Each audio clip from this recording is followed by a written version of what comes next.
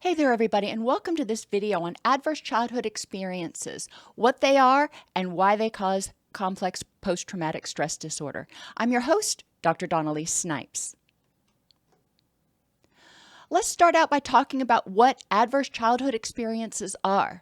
When children are young, obviously they're children, they rely on their caregivers to keep them safe, to feed them, to keep a roof over their head. And when a child grows up in an environment in which there is abuse of the child themselves, obviously they don't feel safe. If there's abuse of others in the household, even if it's not of the child sees this and does not feel safe. When they don't feel safe and they feel disempowered because they can't just up and leave. They can't move out because they're too young, they're children. So they are hopeless and helpless to escape the situation. Same thing is true with neglect of the child. There's physical neglect where caregivers are not providing food, shelter, clothing, medical care that the child needs. So the child is regularly in pain, hungry, uncomfortable, sick. The list goes on, but they don't feel safe. They don't feel like there's somebody that's going to be there to help them feel happy and healthy and safe. Emotional neglect is another form of neglect, and it is just as damaging as physical neglect. Emotional neglect is when the caregivers don't have time to attend to the child, don't have time to help the child figure out what they're feeling or how to manage their feelings. The adults are often too caught up in their own stuff to help the child navigate these developmental tasks. And it leads the child to feeling very out of control. When they feel powerful emotions, a child doesn't know what to do with them. And it's up to the caregiver to help the child learn how to contain anger and anxiety. And when this doesn't happen, again, the child doesn't feel safe. Abandonment is another adverse childhood experience, and this can come in the form of a caregiver leaving. It can come in the form of a caregiver dying, and it can come in the form of a caregiver or two caregivers getting divorced, where one caregiver leaves, but they are not leaving and never to be seen again. They are leaving and moving to a different place. But children often don't understand this, especially if the divorce is particularly conflictual.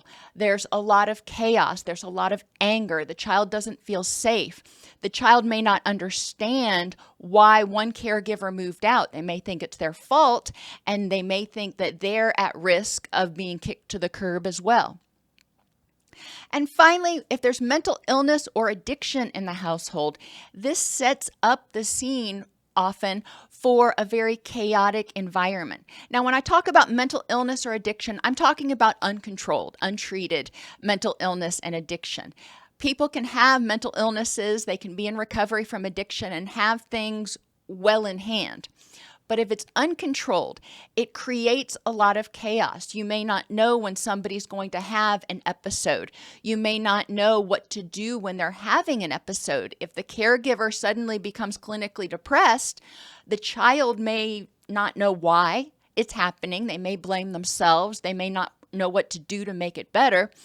And if they're having a significant major depressive episode, then the caregiver's duties may fall to the child because the caregiver cannot meet the child's physical or emotional needs. They're pretty much checked out. And the same thing with addiction. So it's important to recognize that a lot of people experience one or more adverse childhood experiences. Experiencing them doesn't necessarily mean it's going to cause psychological or physical injury.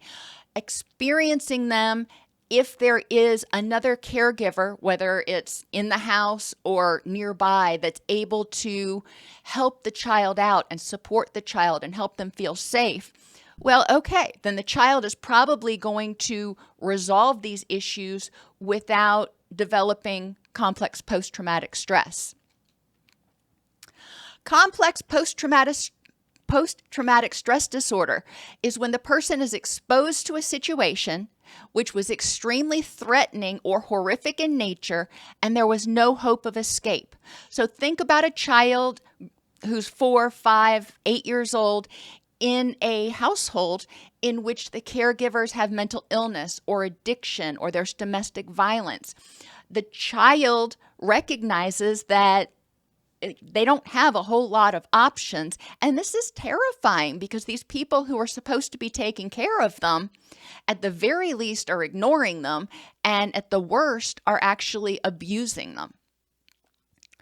In the case of complex post-traumatic stress disorder, abuse, as I mentioned, whether it's to the child or to someone else in the household, that's terrifying to a child. It's terrifying to an adult to see, but it's especially terrifying to a child because they don't know if it's going to be turned on them. It's often also violence against somebody they love, and so they feel helpless to defend that person as well. Neglect. If the child is not able to meet their needs, if they can't count on their caregivers to make sure that they have food, that's threatening. Their body is going to start reacting to malnourishment. Their body's going to start reacting to lack of sleep. And that's going to cause them a lot of problems in other areas of their life.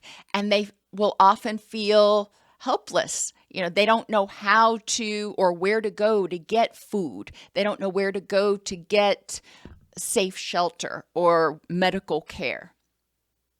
And then abandonment is terrifying because, as I mentioned, the child doesn't know if they have a caregiver that stuck around. They don't know when that caregiver might hit the bricks too, or die if the abandonment was caused because of death, or if they are going to be kicked out of the house like the other caregiver was in the case of a conflictual divorce. So that can be traumatic for the child. And as I mentioned, with mental illness or addiction, relapses are very often seemingly from out of the blue, especially for the child. So they may feel terrified that it's going to happen again. They may feel it's their responsibility to try to control everything to make sure that the caregiver doesn't relapse. You may have developed complex post-traumatic stress disorder, or cPTSD, as a result of adverse childhood experiences.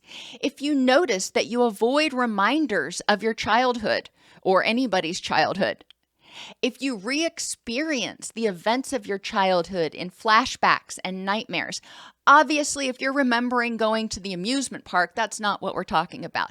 If you're remembering the traumatic events from your childhood. If you're always on guard, you have difficulty relaxing around other people or relaxing in general, you're constantly scanning for problems, you're constantly looking for clues or indications that there might be a problem happening. If you have extreme mood swings, you go from feeling kind of flat or okay or numb to being either frantic or furious or even super depressed, that may be an indication that you have complex post-traumatic stress. If you have low self-esteem, we want to look at where that came from. And if you have difficulty feeling close to or trusting others. Now, in order to qualify for the diagnosis of complex PTSD, you have to have all of these symptoms. However, even if you don't have all of these symptoms, if you have even one of them, it's worth addressing because these symptoms are likely causing negative impacts in your life in the present because of something that happened in the past. Treatment is available and recovery is possible. You can watch allceus.com/ACEs for more information about adverse childhood experiences, their impact, and what you can do to begin the healing process.